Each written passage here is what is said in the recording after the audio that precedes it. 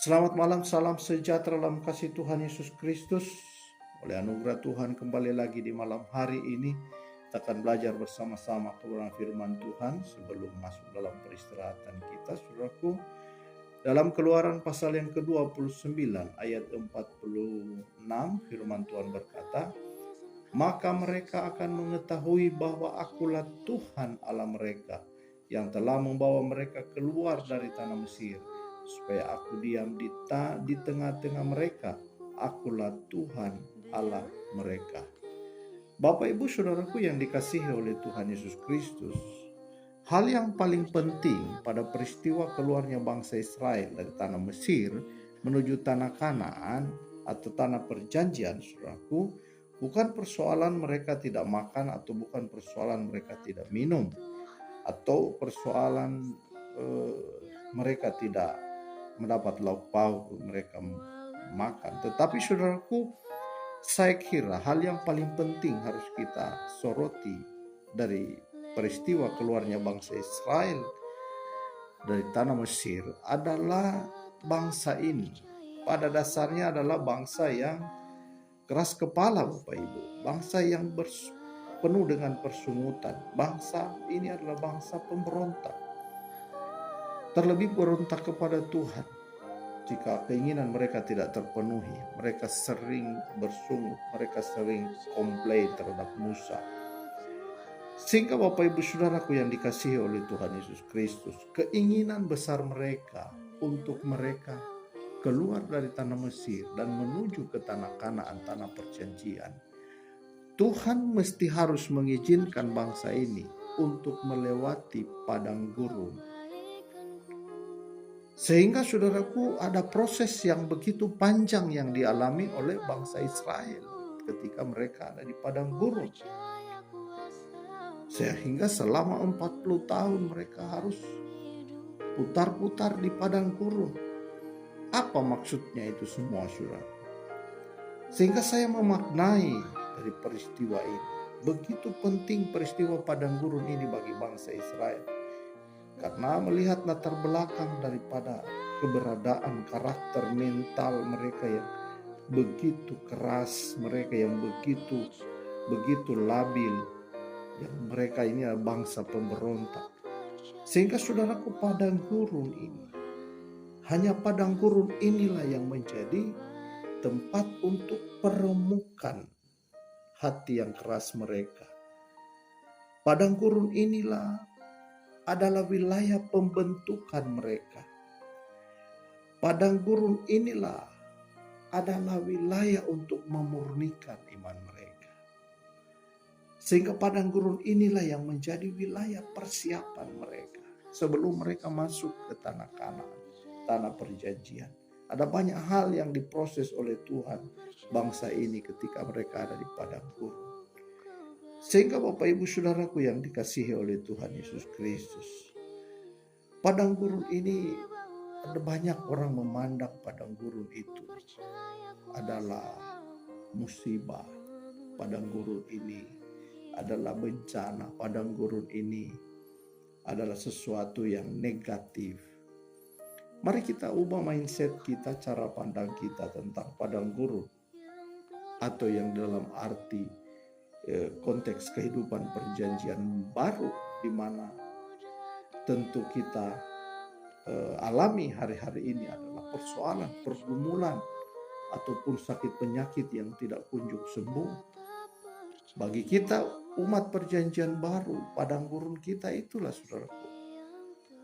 Karena kita mungkin tidak akan melewati padang gurun seperti yang dilalui oleh bangsa Israel, yang harus melewati padang pasir sekian puluh tahun. Tetapi kita, umat perjanjian baru, padang gurun kita adalah persoalan.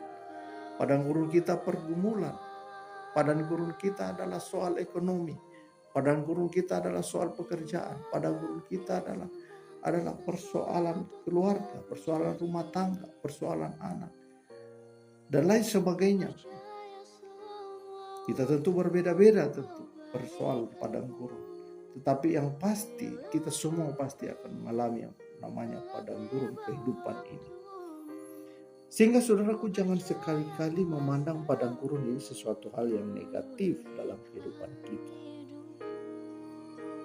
Selama kita melaluinya dalam ketaatan bersama dengan Tuhan, pandanglah padang gurun itu sesuatu hal yang positif. Memang saudaraku, banyak orang berpikir mungkin ini sesuatu hal yang aneh. Masa persoalan, pergumulan, sakit penyakit yang tidak kunjung sembuh, tetapi kita melihat secara positif hal yang terjadi seperti ini. Tapi bagi orang percaya, itulah saudaraku kenyataannya. Karena justru bagi orang percaya, masa padang gurun itulah yang akan membawa kita, yang akan menghantar kita pada kedewasaan iman kita, pada pemurnian iman kita. Karena saudaraku, Tuhan sanggup menjadikan padang gurun kita itu menjadi wilayah pelatihan buat kehidupan rohani kita. Padang gurun itu adalah Tuhan sanggup menjadikan wilayah pendidikan, sekolah kehidupan kerohanian kita setiap hari.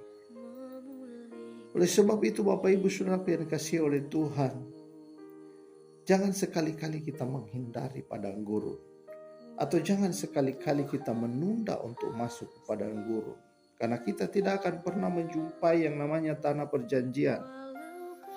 Kita tidak akan pernah menjumpai yang namanya keserupaan dengan Kristus jika kita menunda untuk kita masuk di dalam pembentukan Tuhan. Oleh sebab itu, saudaraku, padang gurun kehidupan kita mesti harus lalui bersama dengan Tuhan itu. Karena itu jauh lebih indah, jauh lebih mulia daripada sesuatu hal yang indah di luar sana. Mungkin di luar sana ada hal-hal yang lebih baik, lebih indah, yang subur secara pandangan mata. Saudaraku, saya tidak peduli betapa indahnya dan nikmatnya tawaran dunia di luar sana. Tetapi ketahui bahwa yang kita akan jumpai nantinya hanyalah kesengsaraan. Yang kita jumpai hanyalah kehampaan. Yang kita akan jumpai hanyalah kekecewaan. Dan saudaraku, pada akhirnya akan berujung kepada kebinasaan. Saudara perhatikan Lot, saudara Abraham, yang memilih tanah yang subur. Namun sementara Abraham memilih tanah yang tandus, tanah yang gersang. Dan pada akhirnya hidup Lot begitu mengerikan. Karena tanah subur yang dilalui oleh Lot justru berujung petaka bagi kotanya, yaitu Sodom dan Gomora, sampai di bumi hanguskan oleh Tuhan. Sementara saudaraku Abraham memilih tanah yang tandus, tanah yang tidak subur, tanah yang gersang. Tetapi karena perjalanan Abraham bersama Tuhan memberkati Abraham luar biasa. Jadi saudaraku, persoalan hari-hari ini bukan persoalan kita ada di tanah yang subur atau di tanah yang tandus. Tetapi apakah Tuhan berjalan bersama kita atau tidak? Itu persoalannya. Sehingga ketika kita memahami prinsip ini, kita tidak akan pernah mengkhawatirkan keadaan kondisi dunia hari-hari ini. Kita tidak akan mengkhawatirkan lagi kondisi ekonomi hari-hari ini. Bahan bakar minyak boleh naik dan mungkin akan kembali naik lagi di bulan atau tahun-tahun ke depan. Tetapi satu hal yang pasti, jika Tuhan berjalan bersama kita, tanah tandus, tanah yang tidak subur, Tuhan akan berkati. Asalkan kita berjalan dengan Tuhan. Oleh sebab itu Bapak Ibu Saudaraku, di malam hari ini, Mari tentukan pilihan kita di malam hari ini. Apakah kita memilih dunia dengan segala keindahannya, tapi nanti berujung pada kebinasaan kekal? Ataukah kita memilih padang gurun tapi berjalan bersama Tuhan dalam kehidupan kekal yang nanti menanti kita? Saya kira ini kebenaran firman Tuhan. Kiranya Bapak Ibu semua diberkati oleh Tuhan. Jangan lupa like, subscribe channel ini untuk bersama-sama mendukung pelayanan saya di malam hari ini. Kiranya Tuhan memberkati kita sekalian. Selamat malam, selamat beristirahat, dan shalom.